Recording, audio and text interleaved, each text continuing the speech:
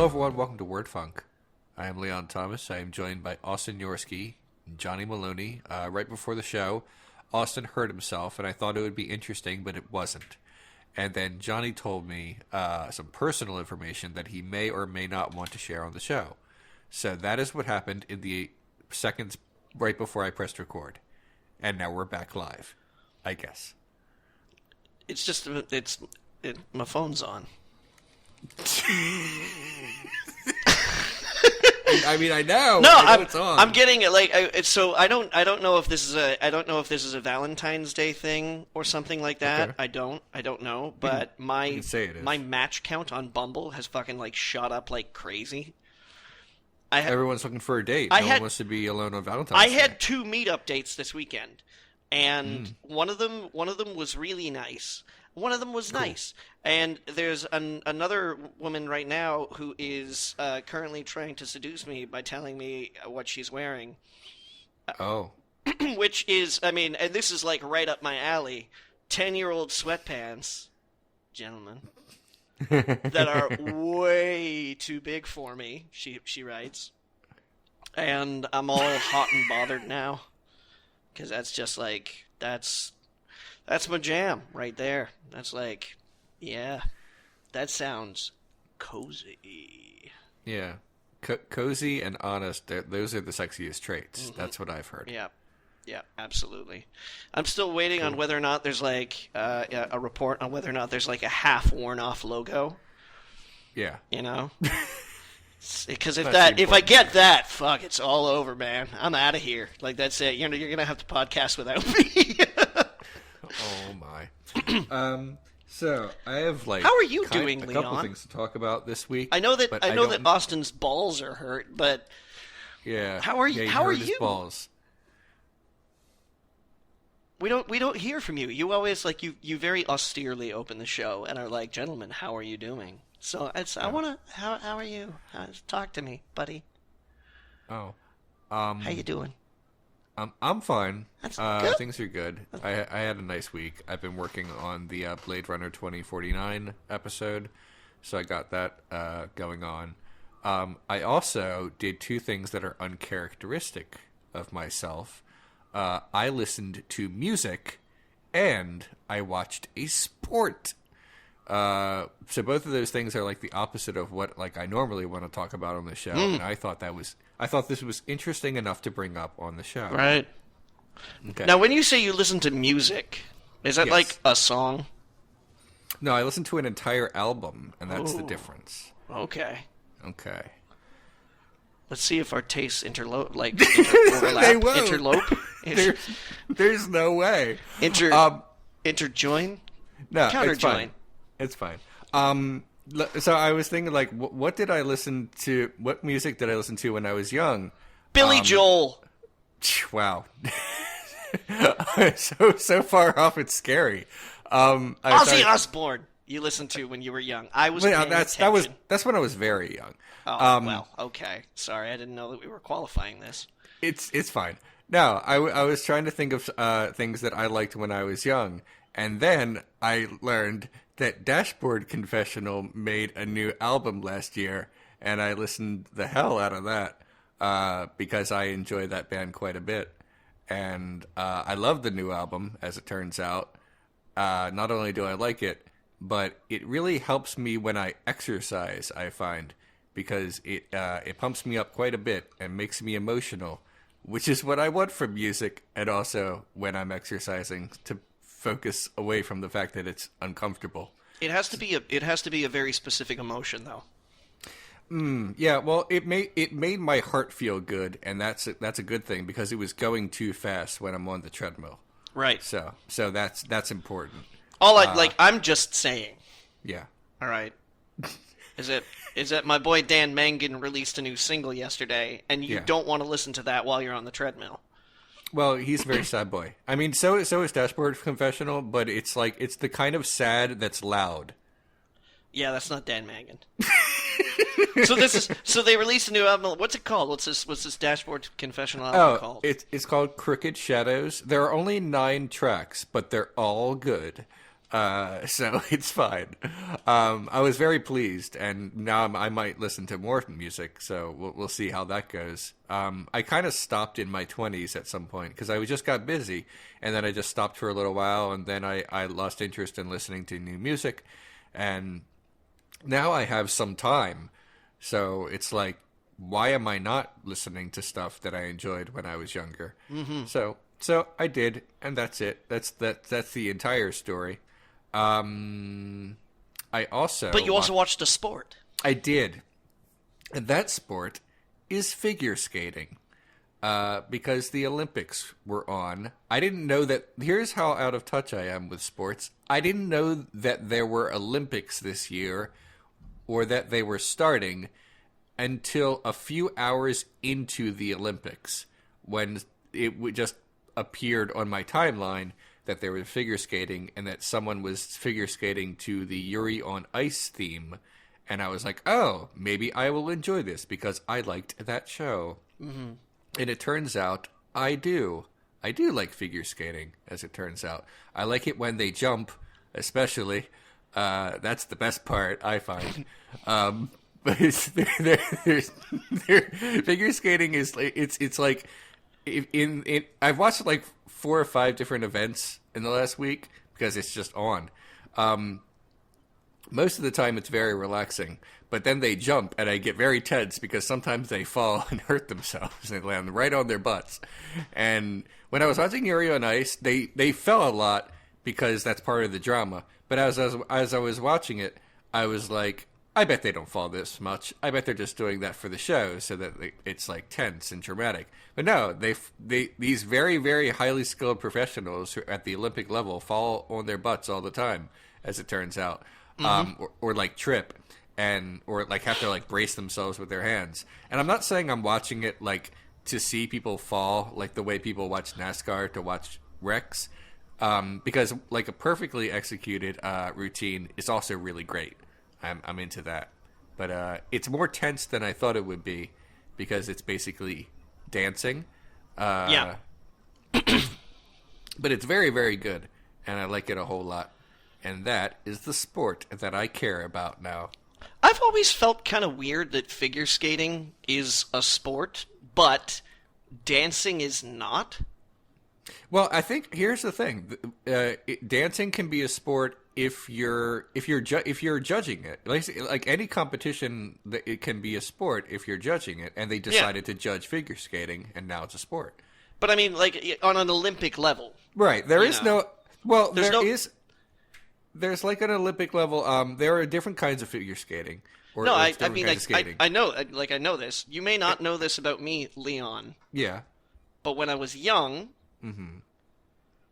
I took figure skating classes. Really? How good were you? Not great. Well, okay. All right. Well, it's okay. I only went for like a 2 years or something like that, a year or 2 years or something like that. And it was more hobby as opposed to like, we're going to enter into this rigorous training program with the intention that you were going to eventually become a clad in sequin spandex Olympic athlete. Oh, yeah. So much as it was like, I want to learn how to skate, and I am nowhere near large enough to do hockey. Okay. I don't know. I was a wispy little boy. I haven't seen pictures of you that young, but I have seen pictures of you fairly young, and yes, you were quite thin. Yeah. Back in the day. Yes. So yeah, but yeah, I'm into this now. This is my thing now, so everyone's just gonna have to deal with it. Because even after the Olympics are over, there's a possibility that I still might watch figure skating. Because apparently it's just on a lot. I just didn't know that. It is super athletic. Yeah, I do enjoy watching it. Yeah. Yeah, I've seen baseball and football and them, and when they swing the bats, I'm like, yeah, I could do that, just not very well. And when they throw the football or catch the football, I think, yeah, I could do that, just not very well at all. And when they shoot the basketball, ditto, all of that. But when I watch figure skating, every time they do literally anything, I'm like, how did you even do that? How does any of this even happening in front of my eyeballs? This is like, it's magic. What are you doing? So, like, I'm fascinated by it now, and you may have to hear about it again. So that's the stuff that's been going on with me this week that's different from other weeks. The other things that's been going on this week is just work. You know, that's how that worked out for me. Yep. Austin, I haven't heard your beautiful voice this entire episode. He's nursing his balls. He is. Do you have any thoughts about any of the things I just said, or are you just like, you just cashed out? I'm just so grateful, so blessed, so #blessed to just take 10 minutes off from life. I just got to sit quietly and just kind of be alone with my thoughts, to look into the void, have it look back. We kind of made eye contact and gave a little head nod just to acknowledge each other. But I'm back, so Cool. it's cool to hear that you like sports now. I'm really Yeah. excited for your predictions for the upcoming NFL draft. Yep. Make sure you email those to me. Let's see, today's Wednesday. By Friday, I'm gonna want them because I have critiques and I want to send back. I think they're going to pick the big one. That's a bold prediction, Leon. The big one. Yeah. Yeah. I mean, I always have things to talk about. I have lost stuff, of course. If you guys want to do that, how does that sound? We can do law. We can. I'm I don't always see up why for not. your stuff. Hot. Do you guys? I mean, it's Valentine's Day. You guys just want to flirt for like 50 minutes and then answer questions? I mean, How is that different from any other episode Yeah. that I do? I mean, you guys are like the bee's knees. Oh, wow.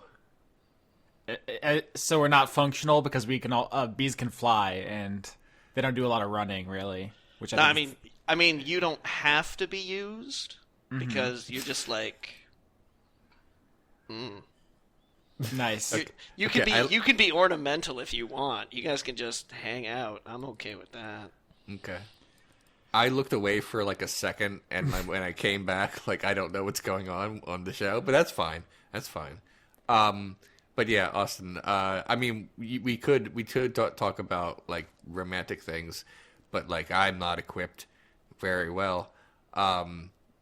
So we could talk about like really sad stuff, which is always law. I couldn't to help you. but think of that Mega Man screen, Leon, is get equipped with romance. Yeah, so let's do a little bit of education. That's what people come here for, right? To learn. Obviously. It's not the butt jokes, I hope. So first case, fact pattern.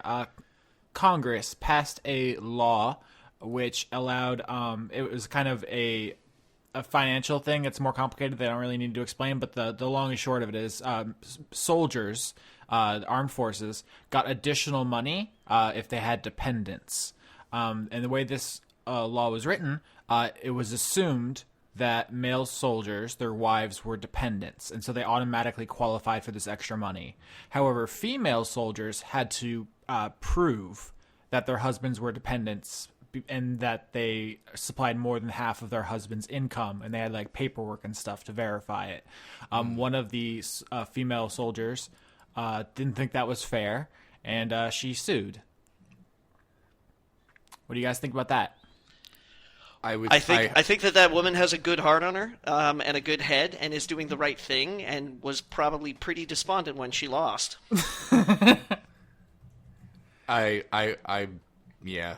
also think so. I really hope I'm wrong, though. So this is fun because secretly this week on Law Corner I have brought feel-good cases. Oh, no! Shit! Snap! Plot twist. I've been done, yo! I got you, bastards. You didn't see that coming. No, because these are always bad. So, okay. So in this case, this is actually 1973. So I actually was going into this also assuming this woman was about to get judicially owned, but no.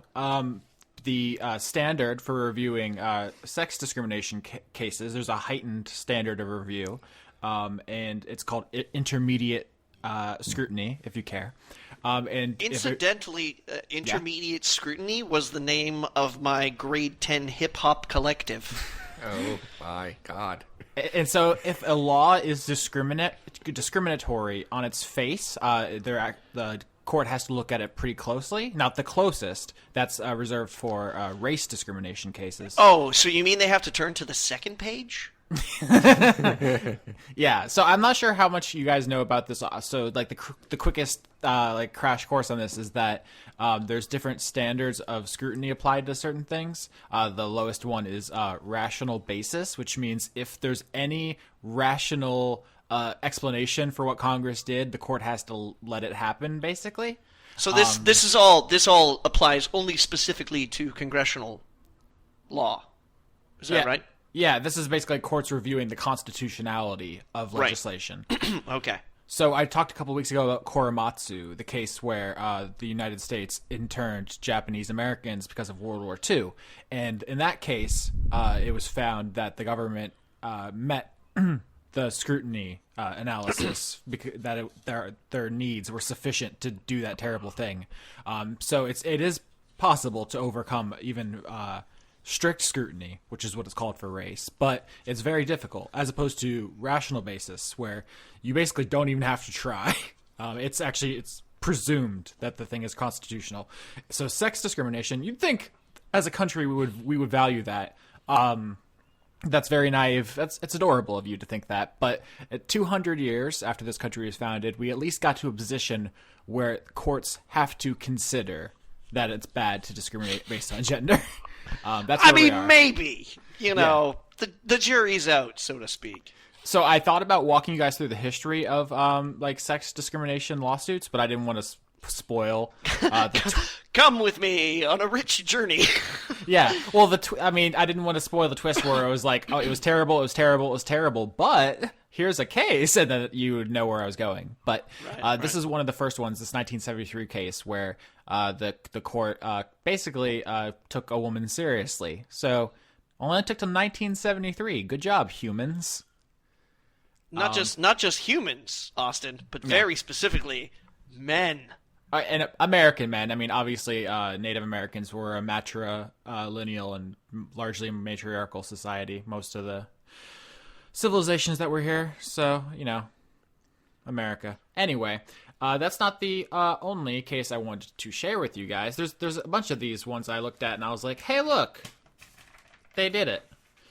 Well, now you've played your hand. Yeah, you really have. I really have. So you know what? Maybe I'll throw some bad ones in. You'll never know. No, you won't. You don't know me. It's too late. Oh, yeah, okay. So, yeah. I do know you. No, here... Like, I've known you for years, actually. This is a fun game. I'm gonna throw some good ones and some bad ones at you. We're gonna do not quite lightning round, but... All right. So it's gonna be the Valentine's Day grab bag, where sometimes love wins overall, and other times you're doomed. All right, so in Colorado, the state, there was a bunch of big metropolitan areas that Denver, Boulder, and Aspen, I believe, which passed laws saying you can't discriminate against gay people. Right. The state of Colorado did not care for that and amended its gosh dang constitution to say you can't make laws that prevent discrimination based on sexual orientation. And in fact, all the laws that have been passed are repealed. And someone sued about that. Someone? Yeah, it's not important. I deliberately cut out anything that doesn't matter because these are complicated enough. Are we going lightning round here, or are we no, doing... I have like 3 or 4. So what year is this? I think the 90s. Let me double check. In the 90s? All right. Because I tell you what, if it was like 1955, I'd be like, yeah, they were fucked. No, 1996. All right, 1996. I'm gonna go positive outcome on this one, because I like America. The last like 3 or 4 decades are all about like, oh, big government, don't tread on my rights. So if a couple of cities are like, hey, we're gonna do it this way, and the state's like, no, then yeah, I don't think that's gonna fly. I think the claimant, is that the right term, Austin? No? So I was muted because I was shuffling through my paperwork, but we don't have to worry about the procedural posture because sometimes on appeal, who's taking what position switches. So Right. Okay. All right. So I think the person suing, or the entity suing, may have gotten away with this. May have been like, you can't do that, and then someone was like, yeah, you're right, Leon. Yeah, I'm gonna say I want to say it turned out well, so I'm thinking positive. positive thinking wins the day. For once. For once, yes. On this of all days. That constitutional amendment was found to be in violation of the Equal Protection Clause. The legalese is more complicated than is worth getting into, but the point is, it made Scalia very mad, which is hilarious. He said in his dissent for this, basically that letting there be anti-discrimination laws was giving people special rights, and basically that now gays are going to control America, and he basically filled his entire diaper. It was pretty amazing. Oh my. He is such a piss baby. I'm looking through my notes and I found a case. I noticed one of the cases is called the United States versus Gooch. I don't really have anything interesting to say about it, but I just wanted you guys to know that it's an important case in American jurisprudence. The United States versus Gooch. I hope Gooch, I hope you did it, baby. I mean, actually, you know what? Fuck it. Let's just do the United States versus Gooch. Okay, so this guy named Gooch was Just for a second here, I would like to renege my support of Gooch because I'm not sure what Gooch has done yet. Yeah. Okay, so Gooch was in a national park camping, and he had a tent, and the cops, he wasn't in it at the time. I don't remember exactly how this worked out because it's super not important. But the police came and basically searched his tent, found evidence of a crime, arrested him, convicted him, and he challenged his conviction that it was they didn't have a warrant to search his tent. Right. Isn't it on public land though, like national park? I mean, not public land, like federally owned land or something. Yeah, Yes, but Leon, yes. but there is like a right to privacy still. Did he? Did he? I mean, I don't know if this is even relevant, but is he allowed to do that? Like, is he allowed to just camp there, or Presumably, he was doing it legally. Yeah, I guess. to my knowledge, that wasn't an issue. Like, I mean, you can't just, if you suspect that somebody is, I don't know, looking at drugs in a restroom stall, you can't just kick it in. Like, we talked about this in the phone booth, right? It's technically a public space, but there's a right to privacy. Yeah. I'm gonna say that in a perfect world, he would win.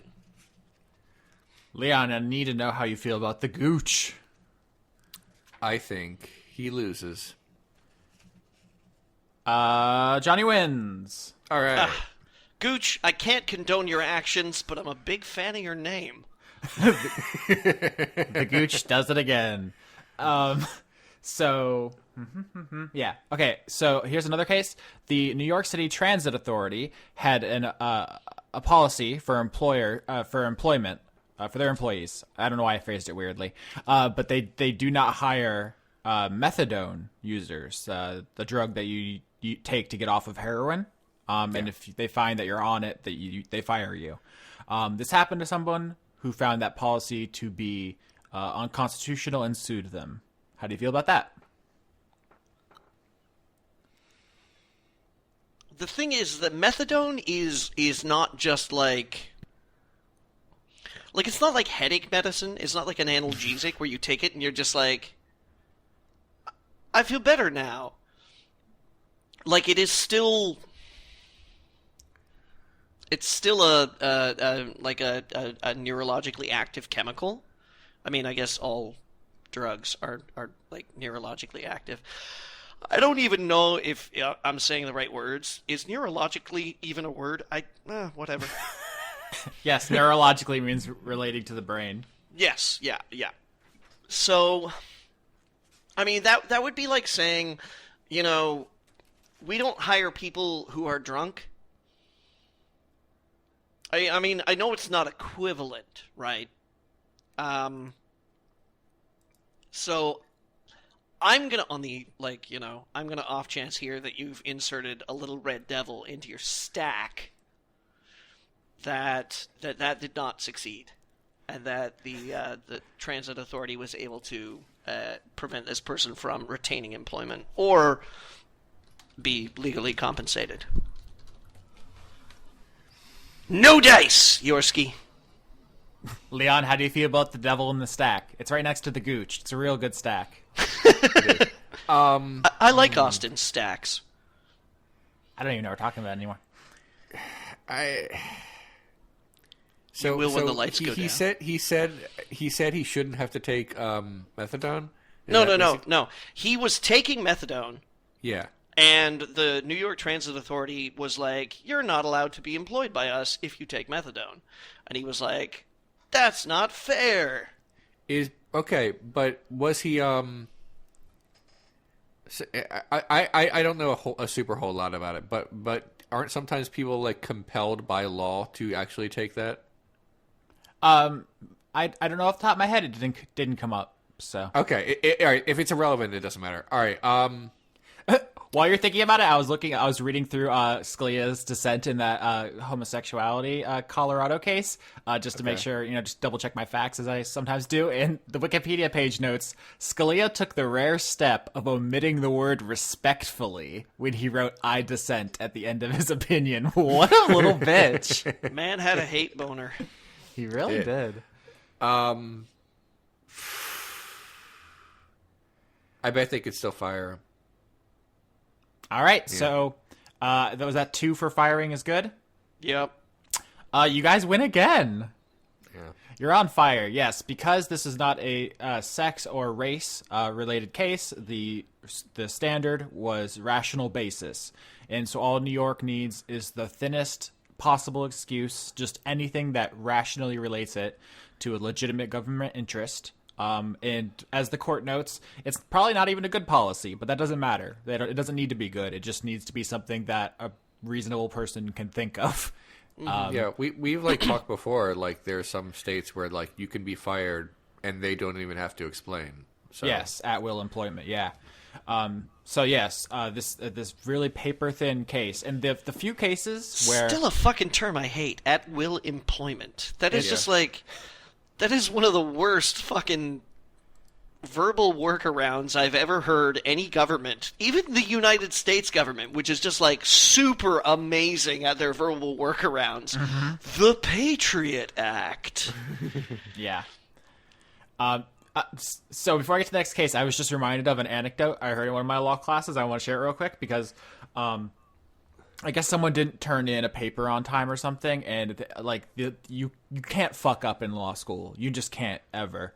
And someone did, and so my law professor was told us a story from a law firm he was at.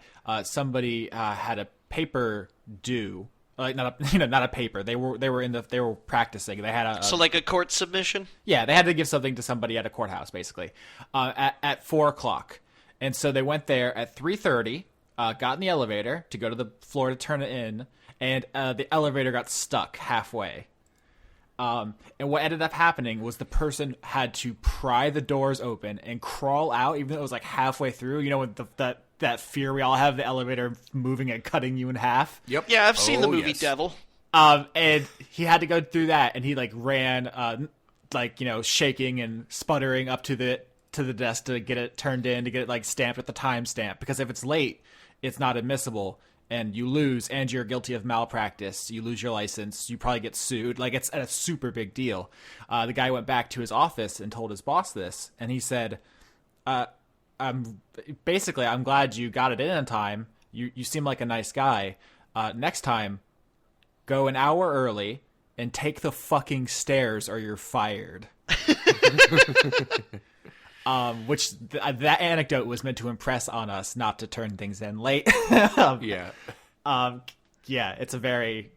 Everyone is super uptight. I don't know if you guys have got this. So next case... Have I told Yeah. you, Austin, that my brother-in-law is currently going through law school in Canada? Oh. Well, it's funny you mentioned better countries, Johnny, because the next case comes out of... Hey, Yeah? don't call it better countries, because I don't know if you read about the legal outcome of a particular shooting case we had in one of the prairie provinces this past week. I did not. Not good?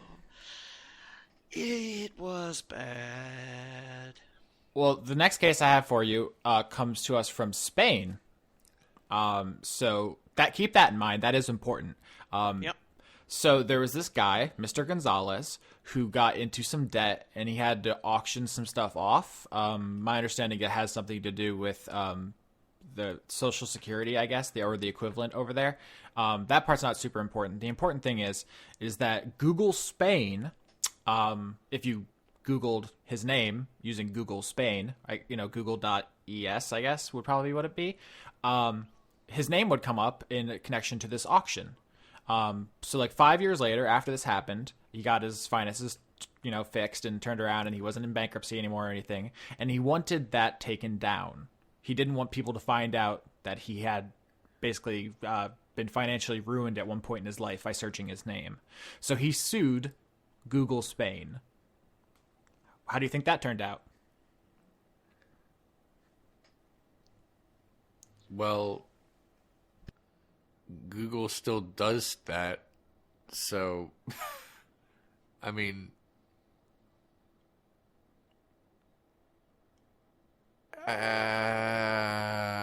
it's Google, not Google, the Google one. Yeah, I gotta go with Leon. I'd like to be wrong.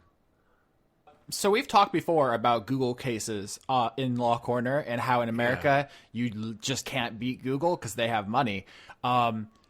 In the European Union, they actually apply laws. So Google lost this case, and this man was awarded the right to have the links to the article about him taken down. The links specifically, not the article, because the newspapers who wrote about it are entitled to report on things. And you can't get that taken down. That is protected expression. But Google is not entitled to make money. They put advertisements on their search results, money by linking to this. If he does not want his name used to make them money, this is what's known in the European Union as the right to be forgotten, it's a controversial concept. It's being litigated in Europe right now. There is zero chance it's ever going to catch on in America. Because fuck you, it's Google. But that's an interesting thing, is that the EU put out some rules about privacy and data, and courts in Europe seem weirdly insistent on enforcing them. Huh. Weird. So last case, and then we can move on to other stuff. This is a pretty important case in American history. This cop was hanging out, making his way downtown, walking fast, and he saw some people behaving in a way he found strange. Two guys were walking up and down the street, back and forth to the same spot, and looking through a store window. And they did this like a bunch of times, and then they walked away and met a third guy, and were talking like together conspiratorially. Oh, of course. And so the cop walked up to them and began let's say stop and frisk. He put his hands on them and found weapons, arrested them. They got convicted. Yeah. Okay. So they sued for violation of their Fourth Amendment rights, unreasonable search and seizure.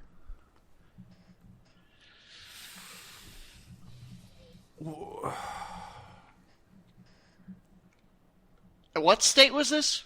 Yeah. Ohio. Ooh. 1968. Oh! Oh man, that's just early enough for someone to get away with it, but like just late enough that maybe the tide starts to go out. were the guys white? I like That is how a good question, Leon. I'm sorry, but it is. It shouldn't be, but it is. Well, let me tell you this. What do you Yeah. think? Okay, all right. All fair right, enough. then the cop got away with it. In 68. Stop and frisk, like, happened again though, like past that point. Like New York did it. I mean, stop and frisk, also known as a Terry stop, Yeah. after the court case Terry v. Ohio, in which I just described the events to you because it's this case. Yeah. I think. I actually think I might have heard of that one. So I think it's super important. I think it established that you can do that. That cops can do that. Yes, it is the entire legal basis for stop and frisk. Yeah. All right. Because a cop got suspicious and found guns, and everyone was like, "Yeah, I guess it is pretty reasonable to check if black people have guns." I mean, Jesus. It saved that guy. That cop saved the day. Hero. It's an incredibly controversial decision. There's a lot of like scholarly work on it and its ramifications that have reverberated through our legal system. Because basically, all cops need is what's called a reasonable suspicion. Usually, you need probable cause to start putting your hands on people. But under Terry, you just need a reasonable suspicion. Which, I mean, who gets to decide what's reasonable? Right. Cops. And then you can check people for weapons. And hey, maybe you feel some evidence, or maybe you just put it there yourself, which I don't know if you guys have seen any body cam videos coming out of our good friend Maryland, but yeah, so Terry v. Ohio is the basis for all of that. And twist, curveball, hit you with a downer right at the end of Law Corner. Fuck you! Damn, I am properly fucked. You are. Okay, so How was it? Jeez. Was it good for you? It was a little. I mean, it was bad, but it was good. So Johnny, do you have anything you would like to bring up? I have other things, but if there's any like big topics you wanted to talk about this week. I mean, I got a few things. You know, Okay. I didn't really talk much last week. It was boy, it was all about what's going on in the United States. Do you guys want to hear about what happened in Saskatchewan? It's pretty grim, but it might help you feel better that the U.S. is not like the only terrible thing. In a misery loves company kind of way. I'm not really interested in like the Schadenfreude, but if your enthusiasm is sufficient, knock us out. No, if it's gonna no, be it's pleasant just- for you, don't. No, okay. I'll tell you what. I'll try and I'll try and run through this. So basically, a group of young Indigenous men who I believe are Cree were in Saskatchewan. They were hanging out together, having a good time, like young 20-something-year-olds do, and they had driven onto this guy's property, purportedly, to get help with a flat tire, but the guy who owned the farm, a white man, decided that they were acting suspicious, so he walked outside to confront them with a number of tools, including a gun. And after a scuffle, which involved one of them trying to hotwire the farmer's ATV, and the farmer putting a hammer through the SUV they had arrived on, their windshield. One of the young men, a 22-year-old young man, was shot in the head and killed. So he was arrested and charged with second-degree murder. And fast forward, innocent on all charges. Now, what is baffling a number of people in the Canadian culture is that he was cleared of all charges by a jury that was entirely white. So not a single Indigenous person on this jury. Yeah. Whatsoever. And they did not convict him of manslaughter. He had the gun in his hand and claims that it just went off accidentally. and blew this kid's head off. But they were like, no, he's had it bad enough. So yeah, like not even manslaughter. So right now, particular groups of Canada are up in arms about how it's possible to have a jury of your peers. Yeah. That's consisting only of the race of the prosecuted, and none of the like. There's a phrase in Canada called a peremptory privilege, I think it is, or something like that. Which is basically like, ooh, sorry, you just don't qualify for the jury. And the fact that they didn't bump the charge down to manslaughter, because obviously, firing a gun is a very purposeful act, and somebody did get killed. Yeah. So, yeah. Certain people in Canada right now are upset, and other people are not. So, yeah.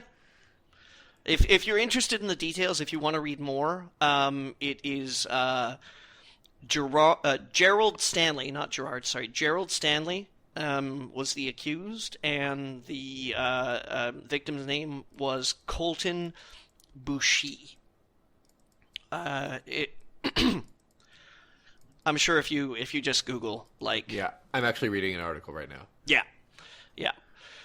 So that's something that was really unhappy that happened in Canada just this past week. That verdict, a lot of people are upset, including me. But I do want to talk about some things that I'm feeling good about. Oh. Have either of you guys heard of Ezra Furman? I have not. Nope. Musician. Okay. I was past Ezra Furman's latest album, which you can stream this moment on YouTube, courtesy of Bella Union Records. Transangelic Exodus is the name of the album, and that's Ezra Furman. Ezra, classical spelling, Furman, just as it sounds, F-U-R, man. It's great. This album is occupying so much of my time. It is superb. It's probably the first great listen I've had of 2018 so far. I can't say enough about it. So I'm not going to overtalk. I will wait until at least Austin, because I'm not sure Leon will ever listen to it. Until Austin listens to it. It was recommended to me by friend of the show, Dan Rambo. And it's just amazing. Anybody who likes music, you should go over to YouTube right now and look for Transangelic Exodus. The full album's there. Listen to it. Oh, it's good! Shout out Dan Rambo, and he just released the game Space Dave. Mm-hmm. Collusion and corruption. That's my boy. So there's that. Have you guys seen any Altered Carbon yet? I have not. I only know that it's cyberpunk and that you like it. I do. I do like it, because not only is it cyberpunk, but it's also like detective noir. Oh, okay. So there's an actual mystery, and there's some really great ways that they wrap the mystery into futuristic cyberpunk culture. And Austin will like it because there are huge wealth and power gaps. Oh. No, yeah. So I heard about this show. Apparently it's based on something else. It's based on a novel from 2002. Yes. A book. Which I had never heard of the book. But when I saw the premise, the description for this Netflix show based on it, my heart sank, because I'm just gonna say this now because fuck it, the boat has left the shipyard. I also wrote that book. No one but me has ever, or I guess will ever read it. But that's exactly the premise of a thing I wrote. Austin, yeah, I feel your pain. I wrote The Matrix. I think we have discussed that before. We had this conversation, except without the kung fu fights and a little bit more like absurdist humor. So yeah, I get you. I feel you there, boy. I wonder if it's good. I don't know if I'll be able to watch it because my brain will be just furiously comparing stuff. But my understanding is the show about how in the future rich people keep just uploading their consciousness to new bodies. They're basically immortal, and it creates a pretty obvious caste system between people who can afford new bodies and people who can't. Well, it's not so much that. It's like everybody's personality basically exists on like a little disc called a stack, and stacks can basically plug into any body, which they just call sleeves, right? Hot. But the thing is that like if a stack gets destroyed, you still die. Like that's just it. If your stack gets crunched, it's end times for you. See, that wasn't mine because there's no reason not to have a cloud backup. But that's the thing, is that rich people can afford cloud backup. Yeah. So well, rich people have satellite backups, and they also have like gene banks where they can just like regenerate their bodies. And so for their entire like hundreds-year long lifespan, they can keep appearing as the same person. There's a scene during the course of the series where one secondary, tertiary character is all like, oh, the gods never answered, but guess what? They're here now. And, like, the main character's like, what are you talking about? I mean, these are just, like, rich fucks with so much money that they can afford not to die. He's like, yeah, I mean, like, what would you call a god? They have more power to do anything than anyone else on Earth, and they are immortal. And it's like, oh... Theological metaphors. I can't relate.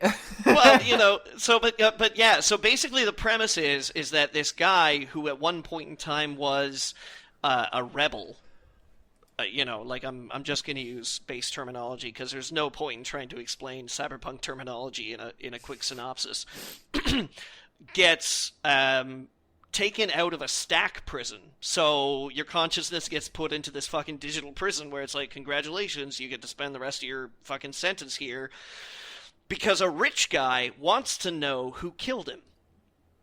And he gets dragged off to this like super expensive mansion where this guy is like, yeah, so, I have my stack backed up like every 15 minutes or something. But then like somebody blew my brains out.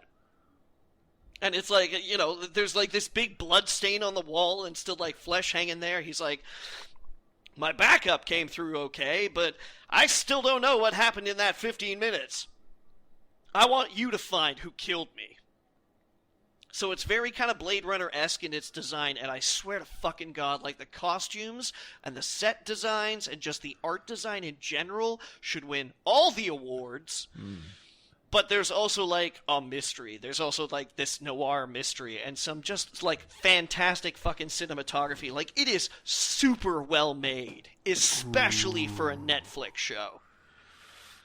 This is hitting all my buttons, John. I love it. It does some weird things, too, because the main character originally, like, you learn before he was put into prison...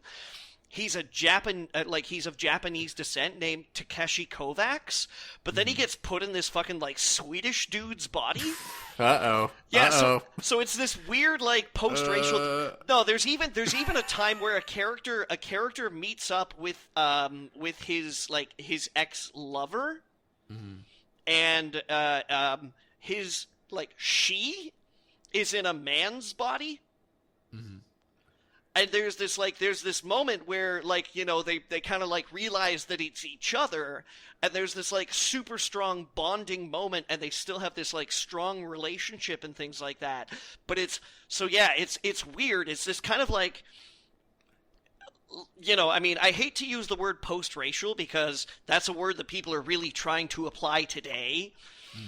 But it's a weird kind of post-racial, post-sexual orientation kind of, like when you can just be in somebody else's body, that changes the game. I mean, transhumanism or posthumanism. Yeah. Like it doesn't explore all these themes as deeply as it could, but I feel like it does a pretty good job. And you say there's some kind of consciousness prison. Yes. Like the premise of season 3 of Dice Funk. Interesting. Huh. Is that what happened? Yeah. Leon doesn't listen to my show. I'm sorry. Yeah, it's fine. So I would encourage listeners to check out Altered Carbon. If you guys watch it, then we can talk about it later. I'll keep it on ice for right now. Last thing I want to say is I had the pleasure of watching a bunch of Black Mirror episodes with my mom, and it wasn't as awkward as I thought it would be. That's nice. What did you think about the pig fucking one, or did you skip that? I didn't actually get to see the pig fucking one with her. My brother watched that with her, and she was like, throw another one on. Hell yeah. Wait, hold on. Does she rule? I think so. I got to see, the episodes that I got to see included Be Right Back, the one with Donald Gleason. Oh. Where he gets killed in the accident, and then his widow, like, starts chatting with his algorithm on the internet. Yeah. And then, like, they send her the body. And she was like, that was creepy. Yeah, that's one of the stronger entries. Some of the best acting in the whole show. Well, you may remember, Austin, that my mother lost her husband, also known as my dad. Yeah. Thank you. So that was something. Yeah. Yeah. So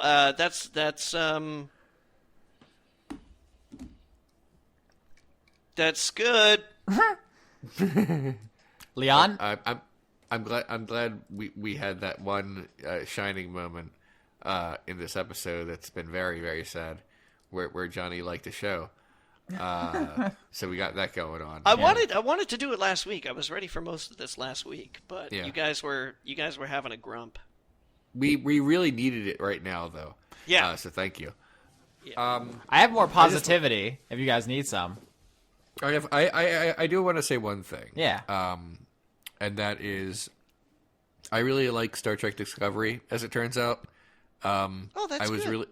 I was really down on the series premiere. Yeah, me too. Because it was bad. But that's true of like a lot of Star Trek. The Encounter at Farpoint is a terrible 2-part episode. Of The Next Generation. It's just complete shit. Really terrible. It did give us Q. It did, but geez, it's still the worst Q Yeah. episode because it's one of the worst episodes. But anyway, Star Trek Discovery is real good, and I like it a whole lot, as it turns out. How far in are you?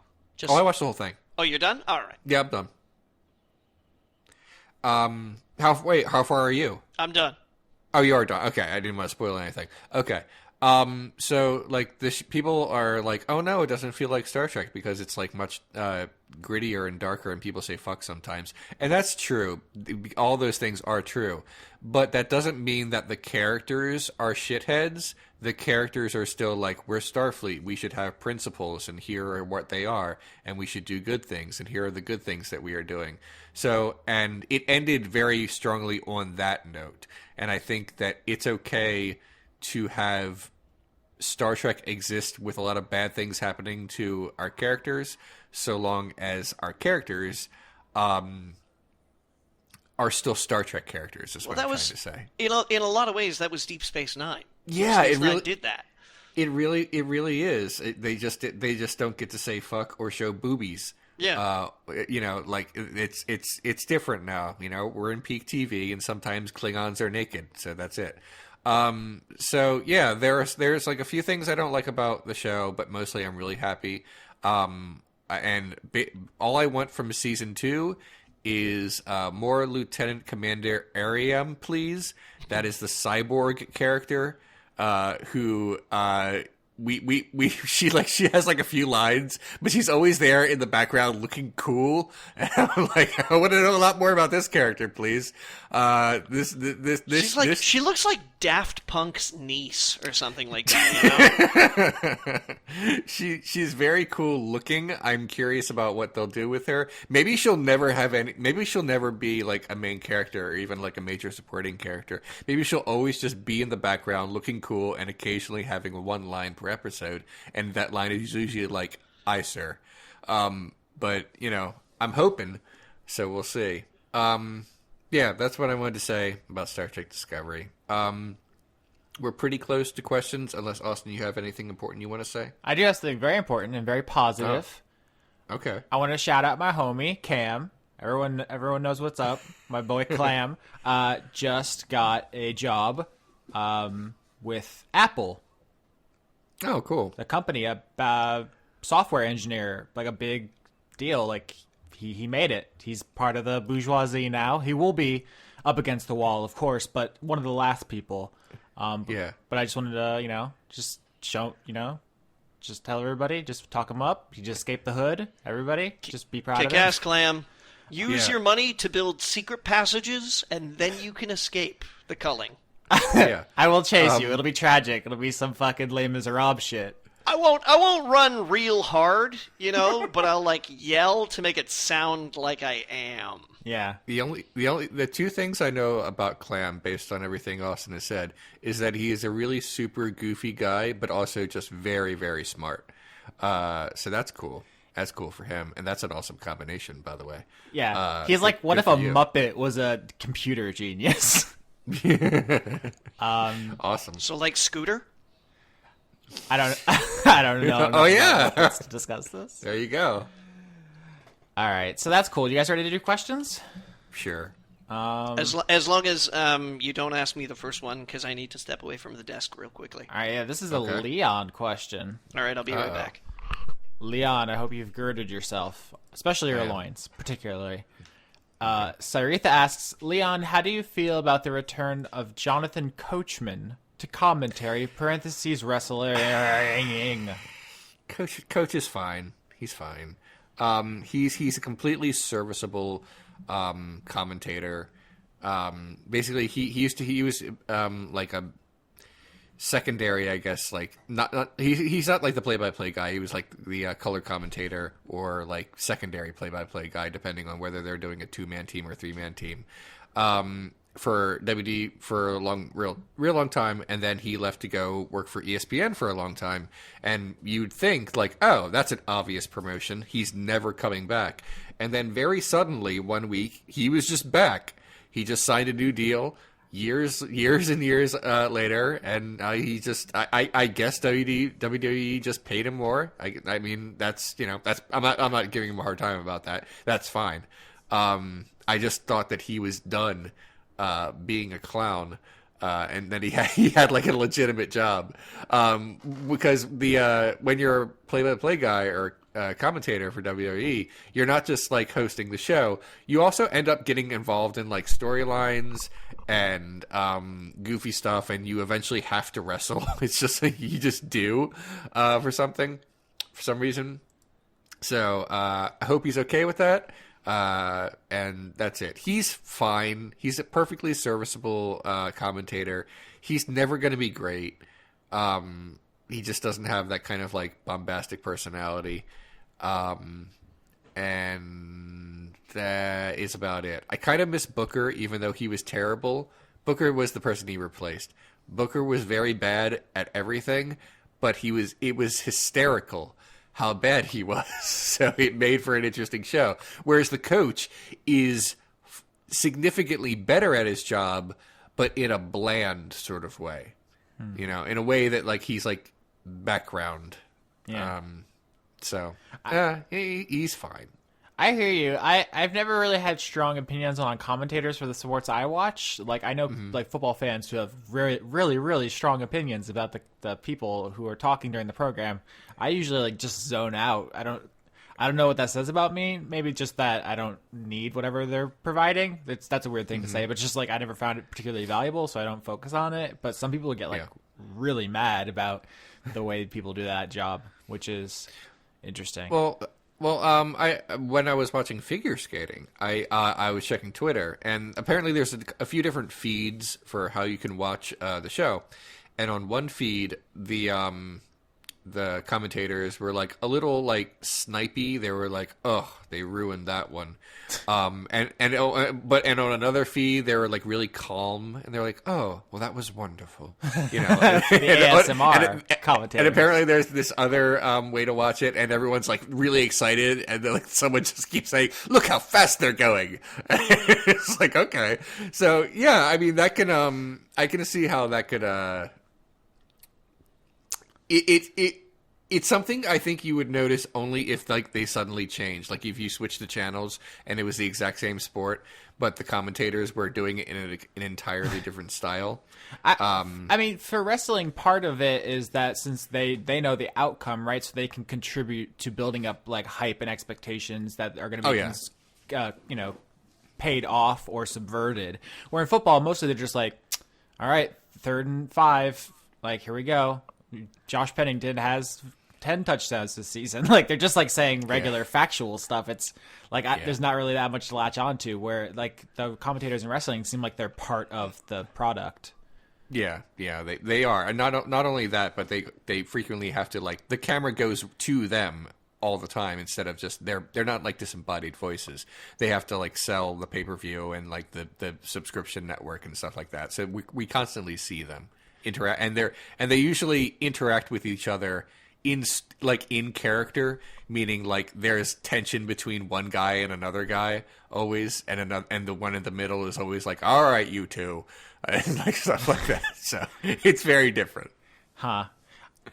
All I can really think of is like as far as bad commentating goes is John Madden had a habit of saying really dumb, obvious stuff, but it was usually funny. He's like, if they want to win this game, they're gonna have to score more points, and it's like. They sure are. Thanks, I mean, where's the lie? I mean, fair. It's just usually there's some value in the humor of that, but normally it's just like I don't know. I wish I had a more obscure pull too, because Madden's like the one name everyone knows, so it feels like a very casual normie reference. Johnny's back, Johnny. Mm-hmm. How are you? Not that much different. Okay, cool. We got a Johnny flavored question, if you'll excuse that turn of phrase. Tushar Kuru, our question guru, wants to know, what kind of sauce is good with only one type of food? You're the food person, so... Leon gets wrestling, you get food. I guess I'm the Magic the Gathering guy. I have a magic question here I want to answer. That's very specific. I sort of feel like peanut sauce is like... No, that's not entirely true. I mean, so like here the problem with this question is that it's entirely dependent on my having tasted like styles of food from like all around the globe. Well, let me ask you that. Let me ask you this, Johnny. Riddle me this. What else can you do with Hollandaise sauce besides Egg Benedict? Because I ain't never seen that shit nowhere else. Oh man! Well, in the first place, Hollandaise sauce can be made like flavored, particularly. You know? No, I don't. Well, no, because what you can do is like it doesn't necessarily have to be made just by itself. So you can actually make certain types of Hollandaise sauce. So like I know that you can make like citrusy Hollandaise sauce. You can make like like spicy Hollandaise sauce. So yeah, like Hollandaise sauce, for example, I know like if you were to make like a really citrusy Hollandaise sauce, that might actually go really well on fish. If it was spicy, you could probably use it on like fusion Mexican food or something like that. Yeah, like because it's just like it's just a certain type of creamy sauce, you know. And all you have to do is just futz with it a bit. And that's like, and this is the funny thing, is that's cooking. That's it. Is like getting a recipe and being like, I'm gonna do this with it. Like, that's kind of it. Like, you know, when I first started to like learn how to cook for myself, it was just like, something as simple as like making macaroni and cheese out of a packet and being like, what can I put in here? You know, like what can I just quickly fry up on the stove? What can I like chop into like little bits and sprinkle over top? You know, breadcrumbs. Then I'll tell you what, I'll broil it for just like a couple of minutes in the oven so that it like gets crispy and things like that. Like that's your start right there. So, because like you know, sriracha you can use on almost just like fucking anything. I was originally at the beginning of the question I was gonna say peanut sauce. Because like peanut sauce is almost exclusively kind of like Asian dish stuff, you know. And even then, almost all the peanut sauce stuff I have is on chicken. But I've also had peanut sauce fish. Can you put it on a jelly sandwich? Yeah, you probably could actually, and then get yourself like a weird kind of like curried peanut jelly sandwich, and that might actually be good because sweet and spicy do actually go really well together. That face when you fuck up a joke and it's just actually a good idea. No, like that's like you'd have to find the right fucking ingredients and make the right peanut sauce and shit like that, right? But like there are so many different ways to make like so many fucking different sauces and shit like that. Like I can, like, ketchup is almost uniquely American. Like, I can say that, right? There's so much fucking sugar in ketchup that it just kind of, like, overtakes so much of the flavor that it's almost, like,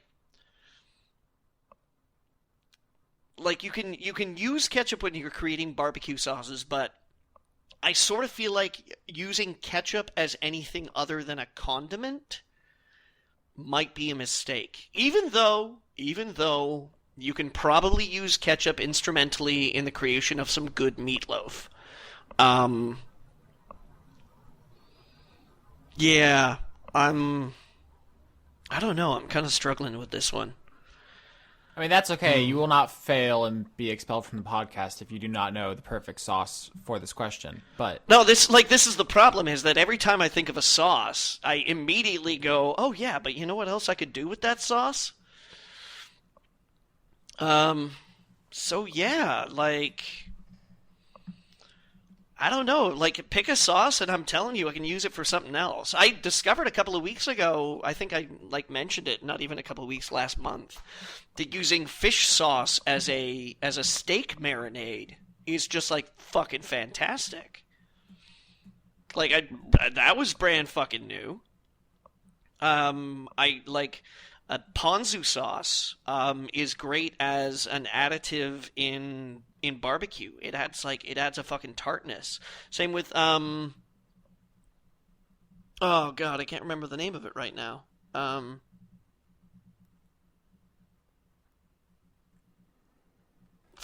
Never mind.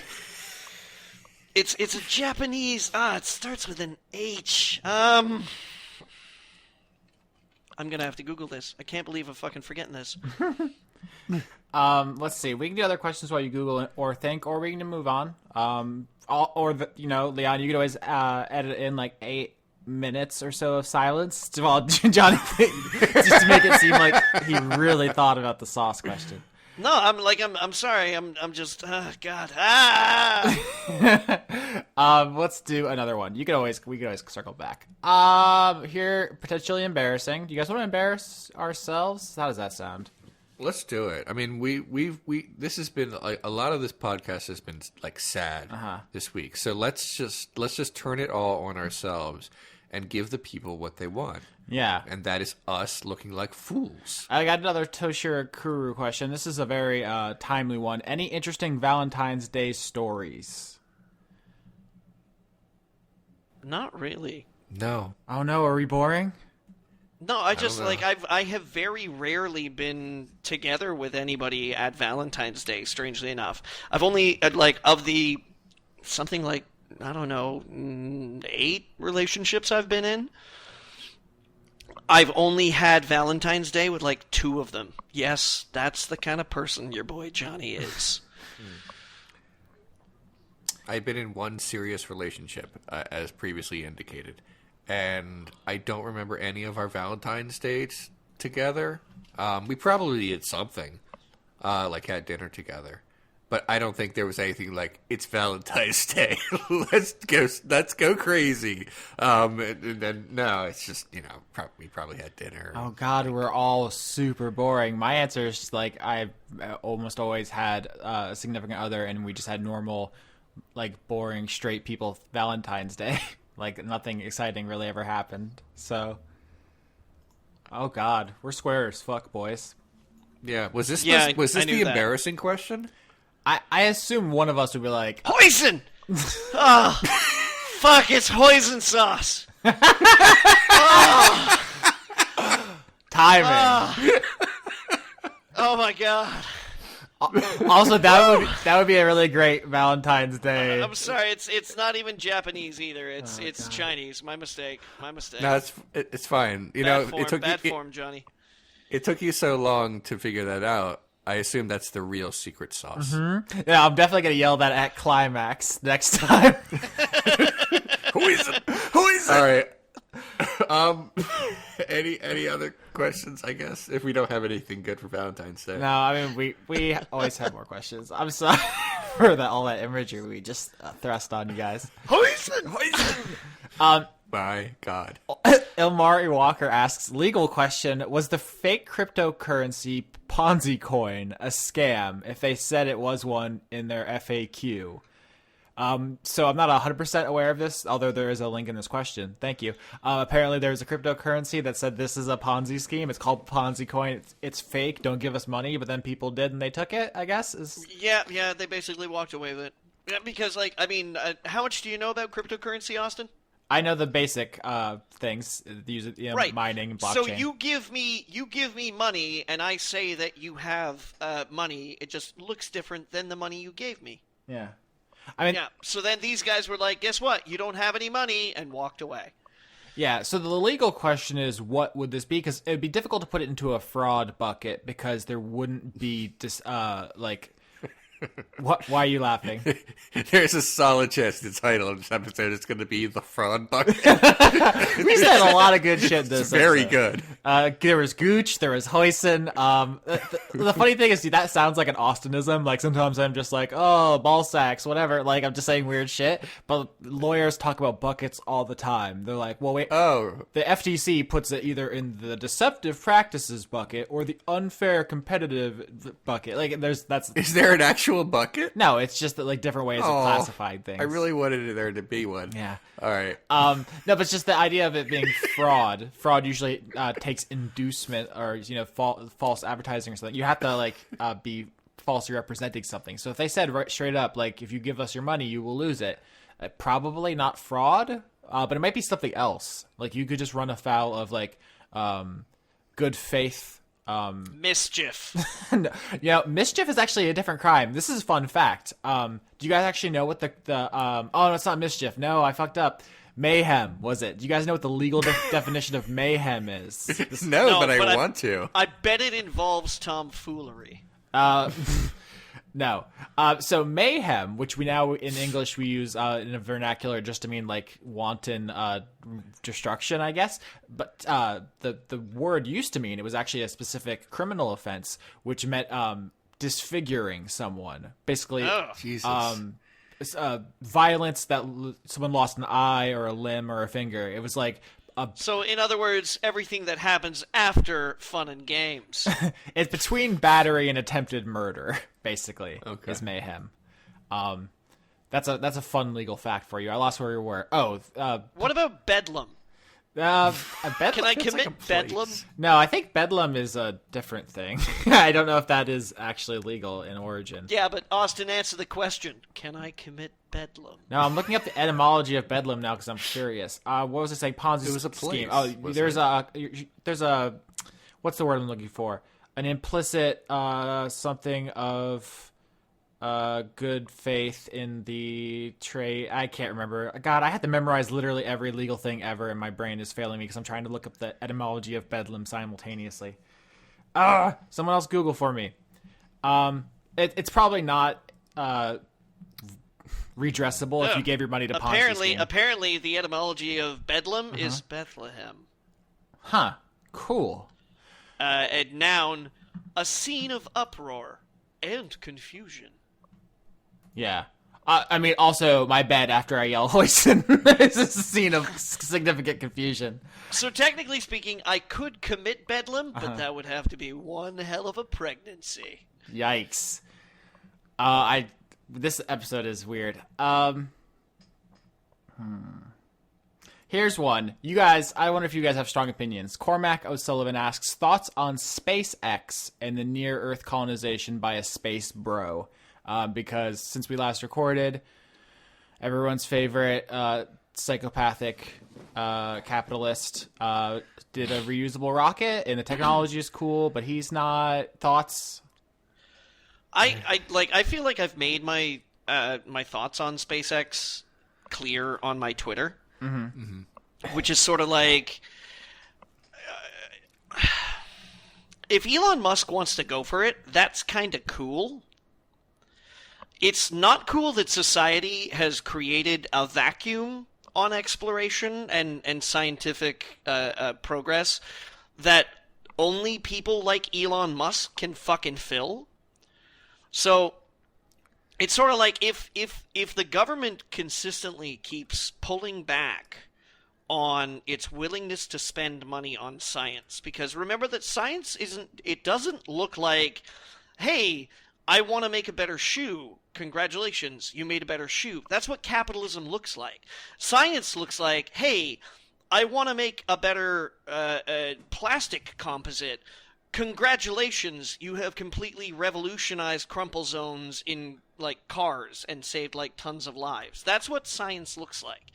Is that you go in not looking for an end result. You go in looking for newness, new things, and then from those new things that you discover, you gain stuff that you could not possibly have imagined that you would get beforehand. We owe so much of the way we live our lives now to like the aimless pursuit of science, the internet, microwaves, fucking like, airbags, the way that fucking cars are made, like almost everything about modern life was not because somebody decided off the bat, I'm gonna make a microwave.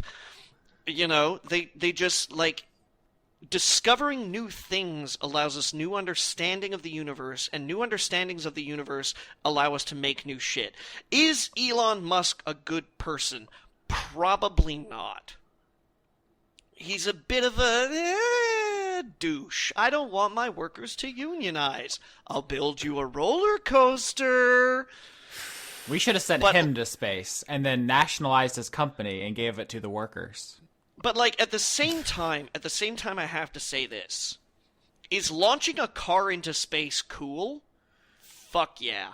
No, hey, there are young kids. There are young kids who saw him fucking launch a car into space and are like, wow. And, like, doing that is going to get kids excited into getting into STEM and making things of themselves. This is not about, like, Elon Musk being a hero. This is about a failure of the public system. Yeah. Because these should be things that we owe to society. He should not have been able to accumulate the wealth to do this. We as a society should have put that wealth into something like NASA, which should have done it for the benefit of everyone. Yes, absolutely. It's the methods, the means, not the... But here's the thing, is that in an absence of having the social good directing these programs, do I want someone, even if it's Elon Musk, to do them? Yes, I do. Because I do feel like humanity will benefit as a whole. Because guess what? If he wasn't doing these rockets that land themselves back on Earth, nobody else would. I think we need to redistribute space. We definitely do. Also, I looked it up. The implied warranty of good faith is from the Uniform Commercial Code. Although in the Ponzi coin, as far as I can tell from Googling in the last minute, I don't think it's reasonable to have invested in this. I don't think any judge would find you have any real good claim because you did an unreasonable thing by giving them your money. So Yep, pretty much. But yeah, so that's my take right there. I'm not gonna defend Elon Musk or his fucking like hatred of unions or any shit like that. Like the only power that we have, you know, as lesser humans, is to chip away at that and demand respect from him and his ilk. But if he wants to launch a car into space, you go right ahead. And I will say, dude, that's excessive, but it's also kind of cool.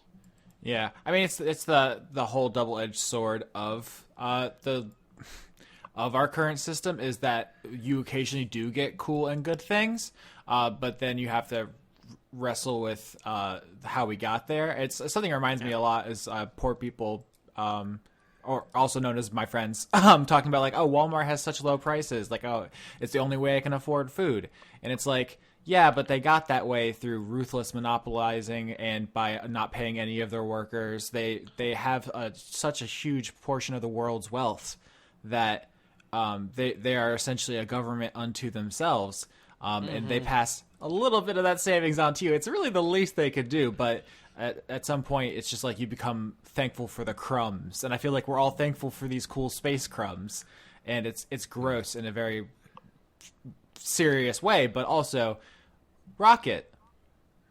Ooh. But also rocket. Also yeah. rocket. I mean, that's, you know, Yeah. it is what it is.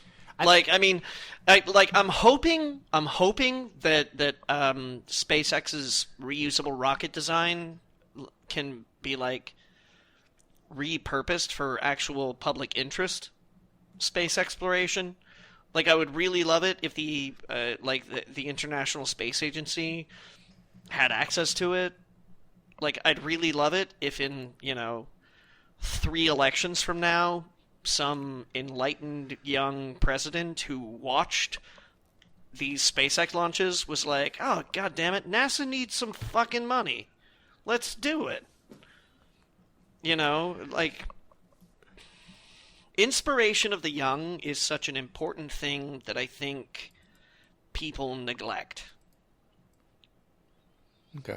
And I hope that someone watched someone shoot a car up into space, grew up to be president, and said, we really should spend our money on the poor and not sending cars into space. I hope for that too. Okay. All right. Next question, please. Next question. Wait, were you going to say one more? Yeah. Well, wait. We have a little. We have time. a couple minutes. Yeah. I'm Go ahead. good. Leon's trying to take your questions, audience. We need to redistribute these answers. Okay. Let's see. I saw one. There it is. Poss Boss. I hope that's Possum Boss. Asks, any advice for someone going to college soon? It's a nice open-ended one. I've been thinking about this recently because my life is basically a hellish sarlacc pit of never-ending work. That when I was an undergrad, I had what felt like an eternal expanse of free time, and I mostly spent that playing video games and being selfish in relationships. And if I could do it again, I feel like there are some things I would do differently. One of which might sound weird, is I really wish I had time to work out more. Does that sound weird? Yeah. It's just like, Yeah. it's really like, Yeah, it does. It's peaceful. It's just like, I feel like I'm doing something for myself. Oh God! No. I mean, I go to the gym like 3 times a week, and I hate it every second of it. It's just a thing I need to do now. I'm not a fan. I tried like I mentioned earlier. Like, I've been trying to listen to music while I'm doing it to distract myself from how much I hate it. So, I mean, but I understand why people are into it. But mostly, I'm just like, ugh, this doesn't feel good on my body. I would rather be lying down in my bed and doing not this. But then I'm like, but I'm, so but I have to. Okay. I'm sorry. Go ahead. I deviated. No, it's from what fine. you were What's saying. your advice for college, or what would you do if you could get over just like college thoughts? College? when I was in college, I didn't like it. I guess this would be the long and short of it. It was necessary to do the thing I wanted to do, which was become a teacher, and then I did. And I also it was also an enriching experience. Let me rephrase that. It enriched my mind. It did not enrich me. Let's see. What would I do differently? I guess I would find some way to work. I basically had like multiple jobs outside of doing my work, and I was very overworked and very, very busy, and I did not give college my full attention because I had my attention elsewhere. If I could do it all over again, the stupid shit that I did that was basically work, but I was basically writing articles on the internet more or less for free to practice my writing. I did that a lot while I was in college when I should have been focusing on my studies. I still, graduated and everything. I didn't flunk out or anything, but it would have been better. A lot of that writing didn't add up to much, and it wasn't as useful as maybe taking the right classes and buckling down and getting a better GPA might have been. So I would focus. If I could do college all over again, I would focus more on college and not all the other things that I wanted to do at the exact same time, and just realize that, hey, I have a whole life ahead of me. I can just do this and almost only this for 4 years. And of course I needed a job. And maybe that would have been better. But I like how your answer basically boils down to narrow your horizons, which is an interesting genre of advice I don't hear much of. Look. What I'm trying to say is there is such thing as taking on too much at the same time. And that is a thing that I still do to this day. Sometimes to my detriment. Sometimes it's beneficial, but often it is not. It's just it's a thing I have trouble scaling back. Like when I want to do this thing and I also want to do that thing, and I think it would be good if I did also that other thing. I usually don't say, "Oh, I'll do that this month, and I'll do that next month, and I'll do that the next month." I just let me do everything right now, and then overwork myself until I'm tired and regret what I did. So I guess my advice for college is to do your best to focus on college, and I don't want to say don't have a life, but you're only going to be there for a few years. You might as well do that there instead of what the hell do people do in college when they're not in college? Parties? I didn't go to any of those. I was too busy writing stupid shit on the internet that didn't pay off. Yeah, I feel like anybody but us answering this would be like, maybe I wouldn't drink so much. Maybe I wouldn't set so many cars on fire or something. We have lame ass lives. No, I didn't even the sad thing is I didn't even live on campus, so I didn't even get the college experience. I just lived at home for a few years while I was in college, because the college I got into was a reasonable driving distance away, and that's not a great college experience because you're not. When you go to college, you think, all right, I'm on my own, I'm doing my own thing, but it was really just. It was not financially a good idea to do that. If you have the means to just live on campus and surround yourself with people who are doing the same thing you are, and maybe that will be helpful to you. Either socially or in terms of your grades. If you could not be surrounded by people who are not in college, that might be helpful. I don't know. That's it. Yeah. Those are my things, I Johnny, guess. your thoughts? Then I have a quick question for you on our way out the door. Yeah. Masturbate. I'm dead fucking serious. Masturbate as much as you fucking can without hurting yourself. All right? I love you, Johnny. There's a couple of good reasons for this. Okay. All right. Okay. Number one is it will keep you relaxed in social situations. Okay.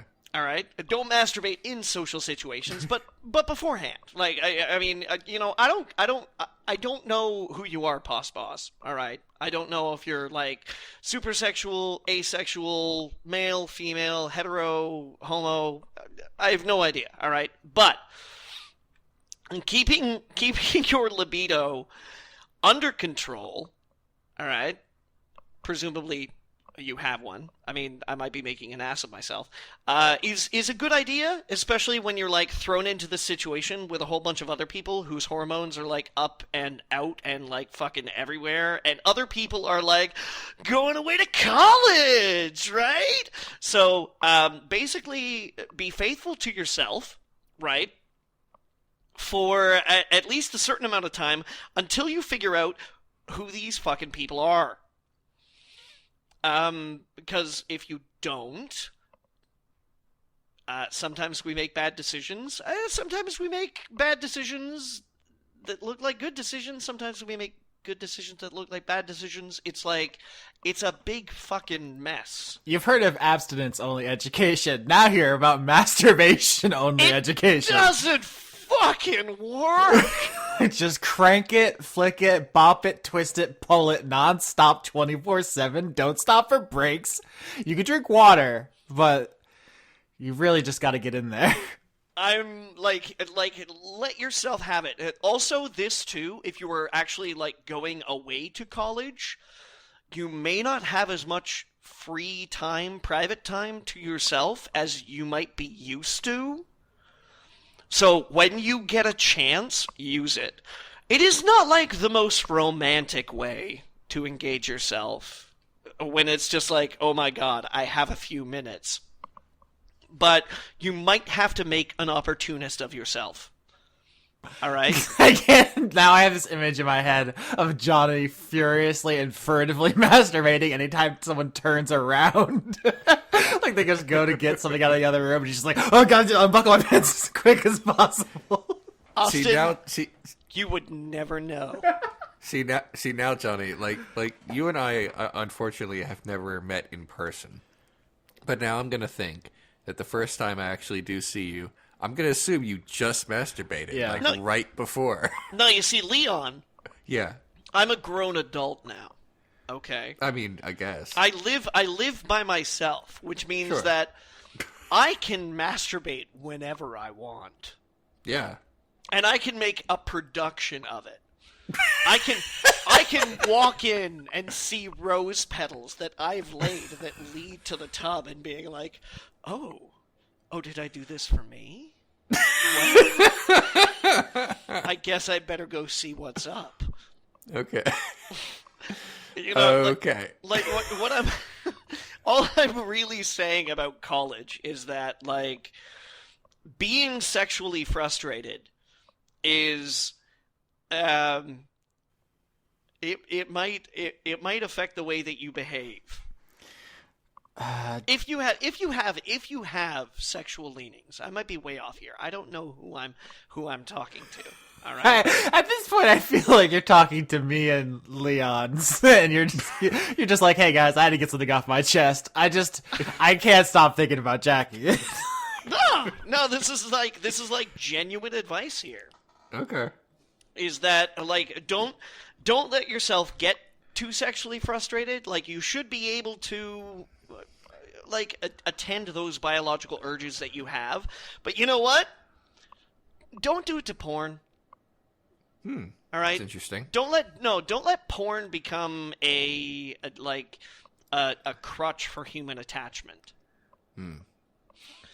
Like still go out and meet people. Meet the people that you're interested in. You know, like still try and pull sexually attracted people. Make connections, because you were going to make some of the most amazing connections of your life in college. Because this is a very, very fertile point in your life where you are pretty much done growing, but not yet done developing. It's weird and it's wild and it's wonderful. And it's up to you both to keep yourself under control and also to let yourself explore. Don't do one of those two things too much. Okay. I can't believe the direction this went off in, but I am glad it Yeah. happened. I wasn't this supposed to be about college? Who knows anymore? That's what I'm saying. Is that you go I away to guess. college, yank it, rub it, do it. All right, so I think we're out of time. There's one more question on the way out, Yeah, Johnny. you got a fast one? Yeah, it could be a one word. Matthew B. Hare asks, "What's the best project for a beginner baker?" That's a very Johnny question. Bread. There you have it. Yeah. I mean, Yeah, frankly, bread. my understanding is that it's difficult. I've seen some people fuck it up pretty bad, but I'm the Magic the Gathering guy. You're the Well, no, you're the like, food okay, guy. all right. Baking is very much like chemistry. Uh-huh. Insofar as that it's all about precise measurements and following like just so. And if you do those things like just the way it's supposed to go, you should be fine. Now, see, the last conversation poisoned this one because I'm imagining you kneading dough, but then you just start just like furiously pounding it with a closed fist motion, and I can't with you now. No, baking requires patience in a way that cooking things does not. Like it's absolutely true, because it's all about like blending ingredients properly, which either means you should have a really like at least a decent mixer, or you have to have the patience to mix things by hand. Like I make really good Yorkshire puddings, but I wouldn't call that baking, because that's just like eggs, flour, salt, little bit of pepper. Like there's no yeast in there, right? There's no rising that goes on. So like I want to say bread. I want to say simple bread, because you can make a simple French bread with like water, eggs, flour, sugar, salt, yeast. And if you have the patience to like mix it properly, to knead the dough properly and things like that, and like let it rise and pre-warm the oven, do a fucking egg wash or an oil wash or something like that, it is easier than you think. There's a really great book called The Bread Bible, and it is just like, you can get it for $11.99 on Google, like the electronic kind, and that's probably even Canadian. I'm looking at right now. It'll give you everything you need to know, and that's it. Like, bread is the easiest thing. You don't have to fucking like make an icing like a cupcake. You don't have to fucking like use too much butter like a croissant. I mean, in the time it takes someone to bake a loaf of bread, you could jack off like 4 times. Yeah, but at the end of one of those, you have a loaf of bread. Okay, this is weird. Yeah, all right. You See, wanna stop? Austin, that's what I mean when I say I'm grown up now. Right? It's sticky hands all around, folks. It's just sticky hands everywhere. High five! No. Thanks, Austin. Anything you guys want to say before we go? God, we can't say anymore legally. I'm pretty sure I could, but, I'd have to be extradited. Leon's soul left the Skype call 2.5 minutes ago. I'm here. Hey guys, I was thinking the other day, just last night. Remember when a politician misspelled the word potato and it just ruined him forever? Yeah. Yeah. Optics. That's the thing, right, Leon? Everyone loves optics. Yeah, he was actually ashamed of that, was kind of the thing. He shrank away, and then everybody chased him. Yeah. Like the hyenas we are. Yeah. The point is that was nothing. Yeah, of course. But nowadays you would just say, like, no, actually it's the liberal media who wants you to think it's spelled the other way. You're being brainwashed, chemtrails, blah, blah, like, I don't know. I'm just saying, like, it was a typo, and it was not a big deal, and apparently it wasn't even his fault, and now people can just do and say almost anything, and they just have so many defenders. Yeah, and so just Leon, fine. why would you encourage young people to masturbate like that? I think there was a lot of people who were totally on his side. Be like, I don't need no big city homos telling me how to spell things.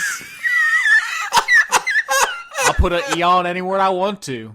I don't give a fuck. Like, they were out there. They just didn't have fucking Twitter accounts. I know. I'm not saying that like human beings have fundamentally changed from then until now. I'm saying that culture or technology has changed in such a way that I don't know. It's like there's so much information that when someone does something horrible, it's like whatever. There were 12 other horrible things that happened just now. There always are. We know. I don't know. I'm not sure if I had a point. I don't know. When I was just thinking about that was a scandal once. Mm-hmm. That was like the big joke for like a long time about a politician. Yeah, we were a lot easier. It was a lot easier for us to be entertained and amused because you only got so much content, hashtag content in a given day, and you had to ration it out. Yeah. Now it's all content. Sometimes people misspell words. It's not a big deal. I mean, there are other reasons why Dan Quayle was like bad, but that was not one of them. Like, I'm sure, like, I make a typo every day. It's not a big deal. I don't know. He was sort of mansplaining though. No, because it wasn't like he was like, I'm gonna spell potato. He straight up lectured a spelling bee champ. That wasn't even what happened though. That's the thing. He was given the answers that the teacher wanted him to have, and then he looked at the cards and was like, "No, this is what it is." Oh, because really? He wasn't like, I know all about the spelling. He was just like he had the answer key and it was wrong. No, I heard that he asked someone how you spell potato, and then they spelled it correctly, and he was like, "Aren't you forgetting something?" Yeah, I know, but I don't think he was. I don't think that was like from memory. I think that was what he was told. I'm not saying that makes it somehow better. I'm just saying it was spoilers, by the way, everybody. My God. Okay, we should stop. Let's leave. Stopped 20 minutes ago, but yeah. Really. I got one more thing to say. Okay, go ahead. Fuck the NRA. Yeah, they are bad. I mean, inherently. I mean, we could just cut that part out and loop it for like the full hour and a half and upload that as its own episode, frankly.